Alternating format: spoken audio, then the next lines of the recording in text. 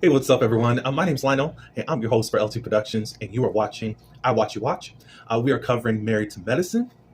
This is season 10, episode 5. I believe it's episode 5, but I appreciate everyone for coming to my channel. Please like this video, share it. Also, please subscribe to my channel if you're not subscribed, and welcome back to all subscribers. And also leave your comments. I kind of got short notes here by how the episode was because I was too busy trying to watch the show and tweet. All I'm going to say is this. I am determined to make Phaedra fans be sick of me. And I don't care, because I'm going to call out all the hypocrisies and the stuff that she does. Because for some reason, she's making television. But if other people did what she did, it would be fire her, crucify her. Let's find the job and threaten to blow up the place, come after the children, and all that good stuff. But for some reason, she's making good TV. Now, as I say last week, it was good TV for what did happen last week. However, in real life, none of this stuff should have been going down. And I don't think that, and for some reason, she gets away with everything and doesn't get punished like other people do, especially in this episode. And I'm trying to figure out why. I don't care that she's G's friend. Whatever. We start this episode off with Heavenly, Jackie, and Phaedra. Heavenly and Jackie travel to Phaedra's home. It's nice from the outside. So Jackie and Phaedra, they're looking at how each room is just kind of themed differently. And in so many words at how Heavenly and Jackie were, basically said, this is a ghetto hot mess up in here. So finally, Phaedra invites them in. They sit down for a few moments. Phaedra goes and gets footies for them. So I understand what type of house this is. We keep things clean and don't touch nothing, basically. So they go sit in, I guess, the kitchen dining room area. And these big, well, for Phaedra, she's sitting in this big old chair that that will swallow her up. Now she's got to sit all the way to the front just to have conversation with these ladies. Was that really a good fit for you, Phaedra? Because you are still a short woman. Anyway, so Jackie just gets to the point and asks Phaedra, do you think that this was really right for you to do as far as bring Quad to the new fiance's bachelor party or pamper party? And Phaedra does her thing where she tried to skate out of things, but Jackie's not having it. She said, well, I wanted to show Sweet Tea that Quad had no hard feelings, and she brought a gift and all that good stuff. And then also for you ladies that have been asking where she is, and we just basically killed two birds with one stone. I think I said it in the last video. Phaedra had a problem with Kenya throwing a divorce party for her and Cynthia, season 9 of The Real Housewives of Atlanta. But you somehow justify what you did to your friend's fiance and now new wife, that you brought the other friend. Like, it doesn't make sense. So I've been trying to make Phaedra fans see that, okay, so what Phaedra's doing, y'all don't need to keep backing her up because she's doing what other people have done to her, to new people. But somehow y'all keep making her the victim. How? So, something about they were trying to validate Quad as being their friends. I know that Phaedra said that y'all are Quad's friends. And Jackie didn't respond. Heavenly said, she's my friend. And Jackie says, I like her. However, Quad doesn't come around. Will show up sometimes, and then she don't want to show up. It look like she does things for her advantage. So I don't even try like that. Not anymore. Dr. Jackie can see people for who they are and just put them right in their capacity. And I don't think Jackie likes Phaedra in what she does. Just saying. And I agree with you, Dr. Jackie. Heavenly in her confessional is talking about Phaedra. Look, Phaedra knows how to really deal with me because I know that she knows that I know who she is, for real. And we kind of just, she knows where to put me at, and don't try to test the waters over here like that. All right, so they talk a little bit more. Heavenly brings up, do you guys have any concerns about this wedding and marriage? Because of how much Sweet Tea did try to act out. how much she did act out during the bridal thing, pamper thing. And Dr. Jackie was like, I don't really think so. I think she was just under a lot of stress. Da da da da da da da. I could agree with Dr. Jackie. I think because Heavenly got a little bit more information, um, she's putting that all in with what is possibly going on with Sweet Tea. So I don't know. I mean, Sweet Tea said verbatim what Quad has been through. I think you need to explain yourself a whole lot more, Heavenly, because you're pushing a narrative to kind of explain why Sweet Tea is doing this and doing that. It may not be that as of yet. I don't know. I think you're valid, but your reasoning and what you're trying to compile together, I don't think it's going to connect with the other ladies, because the other ladies didn't actually experience this, or they didn't tell. She didn't get that told to her or to them. Phaedra doesn't see anything wrong at this point. So, but I kind of think Dr. Heavenly wants people to co-sign her so that she isn't the only one in trouble. That's what I think. What do y'all think about that? Let's see. We move on to Cecil, Miles, and Simone. Cecil and Miles are having the conversation first concerning how schooling is going. Miles isn't really impressed by the curriculum, meaning the school books aren't really teaching him anything. I think Cecil was like, well, as long as you keep doing the work and passing, that's still great. Well, Miles is getting a C. And that's when Simone comes in and says, am I hearing this right? You're getting a C? Da, da, da, da, da, da. Simone really feels like, what was the word that she used? He's basically dragging out his college career. I think at this point, yeah, it's getting to that point.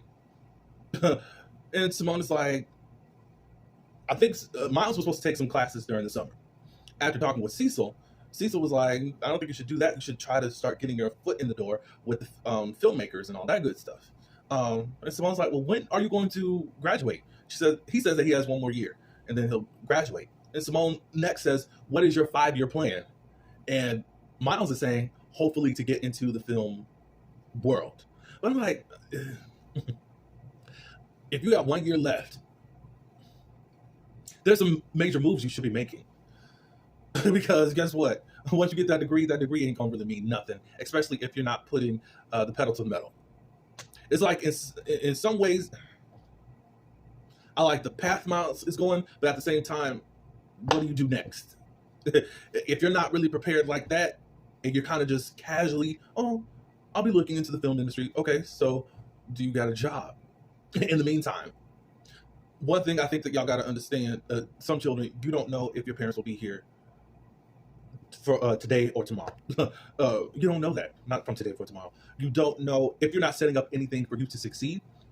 I get that you're still trying to navigate and to get things going, but what are you doing for yourself to secure? It's like, again, I can see both sides, because we find out Cecil's more on the level of, why can't they just have generational wealth? I mean, the folks get to do whatever they want, and they can just get on by and do whatever. A lot of times they just put their children in CEO or high positions in their companies and do whatever just to say that they're doing something. I just don't mind for some Black people to be able to actually be Nepo babies and just relax. I like to see that. Instead of all the pressure, get in and do all this hard work, go, go, go, go, go. But you still need to prepare yourself for the future. Simone's like, well, really, you need to be up out of here in a year. I only want to have one man in my house. Me and your daddy need to have some more sex. And Miles was like, every day you come up in here, you go right to bed. So there's no way that there's really no sex going on. It's DOA. But I was like, I think there was something that Simone was talking about where they were saying that they weren't really having sex, though. I thought that there was something in the confessional or something. I'm like, oh, anything going on between y'all? Cecil and Simone? Just saying. All right, so Sweet T and G, they go look at the venue. This is also the day that they're going to do the practice wedding ceremony thing that you guys have the day before the wedding. G asked Sweet T, how's everything going? She said that there was just a lot of stress with a lot of different changes, and also your friend, Phaedra, brought your ex-wife to my event. And then Dr. G, what? I'm sure that they had talked about it before, but whatever, they needed a scene. I know Dr. G was like, there was no reason for her to come, and da-da-da-da-da. So after they do their little talk, Dr. G goes and calls Phaedra. and basically is like, "What's up? Why did you do this?" And then she gives her dumb excuses to her friend that she's known before reality TV. Um, Dr. G was like, "I need to know that you have my Sweet Tea's back," and she says, "I do, and you're not gonna be doing all this stuff." Like, no, that's the only time. I don't understand. I do not understand. There's no way in real life that a friend could do that to me and think that you're going to be invited to my wedding. I don't care if I got to go hire a bird to officiate my wedding. You would not be in my wedding. And this is not just on the back of Phaedra that I hate her. This is realistically, and you can't say that you could still be invited to my wedding. Sorry. Anyway, so they do a wedding rehearsal. All Sweet Tea's family is there. I believe how we see the mom and the father looks really good. The mom is like, I think 5 years older or younger than Dr. G. Her mom looks very good, and you can tell that she's young. I was like, what the crap? What the crap? Okay, but I can't totally go off. I'll just say something transparent about my family. I think my sister's husband is older or near my mom's age, and he still calls my mom mom. Like, it is interesting, but he is older than my sister. But I don't remember how many years they are apart and what his age is right now. So I'll say that much, but it's like, okay, Sweet Tea. We shall see. So they go through the whole thing. I'm looking at Dr. G, and to me, he looked like he was walking like a duck. What did y'all think as he was walking down the aisle? But possibly he was kind of walking like George Jefferson used to do. It's the day of the wedding, but before anything starts, it is Toya's birthday. So happy birthday, Toya. Eugene brings in a card and something else along with the youngest son. Toya would be celebrating and says if she wasn't at this wedding, she would be out on an island somewhere, but she's okay with it for today. She was looking forward to a phone call from her eldest son, who's off on a band assignment someplace. They start talking about the older son has a girlfriend. It looks like he wanted to get off the phone real quick, all that good stuff. Well, he needs to be paying attention to me. I hope Toya isn't one of those moms towards their sons with the dating stuff. Hopefully she's not, but we shall see. Let's see. Okay, so a lot of the couples, they're driving to the wedding. It's the day of it. Dr. G has already made it to his to the venue. He's got everything that he knows that he got to show up and do and be. So he goes up to his hotel room and sits in a chair and falls asleep. Dr. Heavenly and Dr. Damon, they're headed to the church. Cecil and Simone, they're headed to the church. And then Eugene and Toya are headed to the church. And then all of a sudden they start talking about, I'm so happy for Dr. G. It looks like this is going to be the best time of his life. And then start talking about marriage stuff between Quad and Dr. G. About imagine just not having sex for 3 years. And now you got this lady here that's doing everything for him. I'm like, so why would y'all do that? So you're trying to find Toya and Eugene. I know y'all got some issues with her. I know y'all do with Quad. But it's like, on the wedding day, y'all don't talk all this mess. Of course, she did come to Sweet Tea's thing by Phaedra, but still, she's getting by that. I don't know. I don't know why you're talking about people's sex lives, especially all the stuff, Toya, that you have put out on national TV about your husband. You're the one that says that you're not satisfied with sex. And then you're talking about, I just know if it was 3 years with me and not having sex, we would definitely be divorced. But then you talk about your man's anatomy. I tweeted and said that, look, I wanted to say something, but I'm just going to leave it alone because I think it was uncalled for, but whatever. So, everyone's arriving. Dr. Heavenly and Daddy, they are trying to, they're wanting to get in. And they find out that they're not on the list. And we find out in the confessionals that Sweet Tea is not having it. She's upset with Heavenly. And that's about it. So Dr.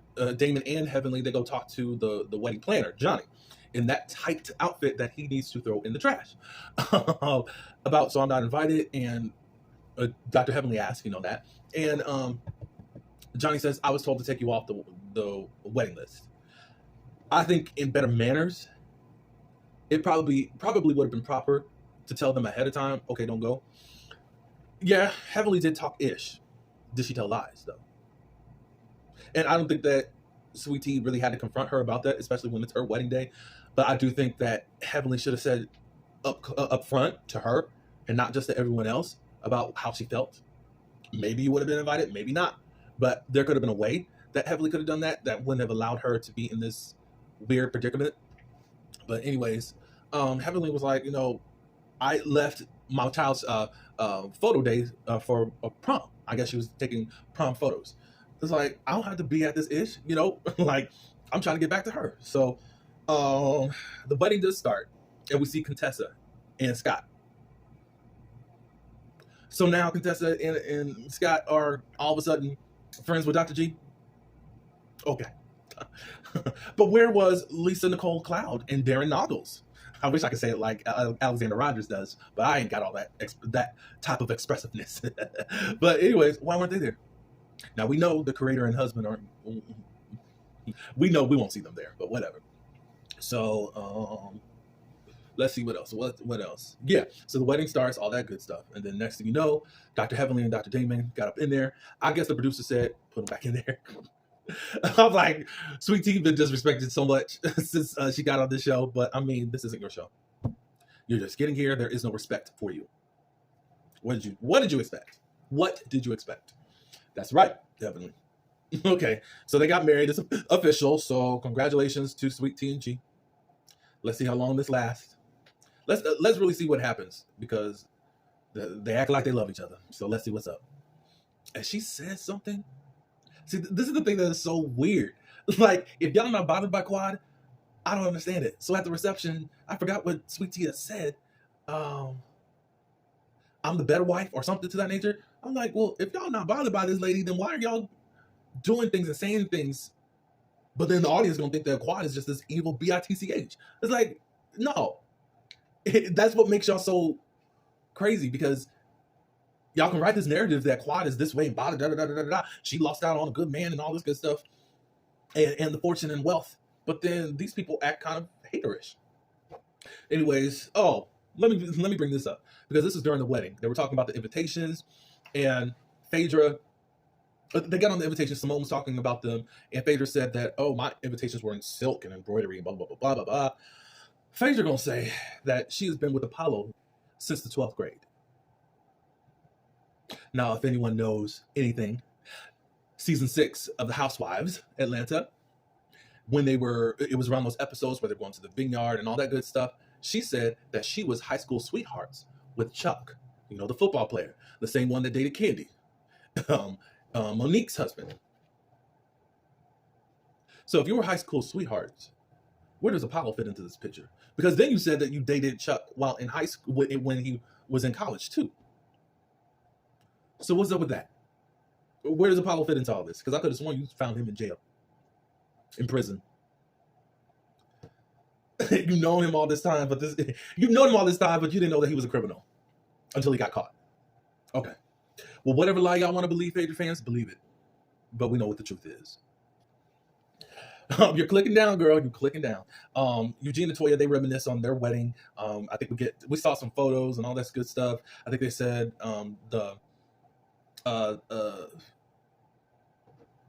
Eugene's, one of his part of the best man, ended up breaking down and crying. And people were like, what? How can he breaking down and crying and not even Eugene? It's like, I want to say some stuff would be messy. Maybe the best man thought he was going to get with Toya. I'm just putting it out there. I don't know nothing. I guess I'm just going to put on my Dr. Heavenly messy boots. But hey, the only other thing that I do have, I don't understand why Heavenly was being punished. And Phaedra wasn't really punished. Just Dr. G had the talk with her, and that was that. But you immediately took off Heavenly off the list. I don't think that that's fair. Treat everyone the same. I don't care if your Dr. G is friends with Phaedra. That should be more insulting from a friend doing that to you. So Dr. Heavenly does try to talk to Sweet Tea. Sweet Tea's not having it, because they're dancing on the dance floor. I said, we'll talk later. I mean, really, Dr. Heavenly, leave that alone. Let them have their day, and y'all can get into it later on. All right, so that's all I do have. I thought it would be shorter than this, but I ended up talking a lot more. What did you guys think of the episode? Am I right in what I think about what's going on? Do you think it's fair that Phaedra didn't get the same treatment as Dr. Heavenly? Let me know. And why are people so shady during this wedding about certain people that y'all don't even, that you supposedly not bothered by? They do this one scene at the end where Quad is alone in her home and she's taking her bath and unbothered, and she was asked this question about Dr. G and Sweet Tea's wedding. She's like, "Oh, that was today? Well, I didn't get an invitation anyways, and congratulations to the Lunsfords." That's just that. So just tell me what you think. I appreciate everyone for coming to my channel. Please subscribe, share this video, please like it, and again, share your comments. Until next week, peace. I did forget one last thing. What did y'all think about this wedding? I'm not invested in Dr. G and Sweet Tea. It's been 5 episodes. I think that this wedding should have happened at the end of the season. It was rushed, and we're supposed to fall in love with them after 5 episodes where you see a lot of red flags. Like, what? No, I like the episode, but it's like, okay. I think that the producers did bomb on this, on making them this couple for this show. And it looks like you guys were going more for dramatics and playing with people's marriages. But they decided to sign up and let their marriage and relationship be played with. And we plan to play it out of style. That's all I got, for real, this time. So, until the next video, peace.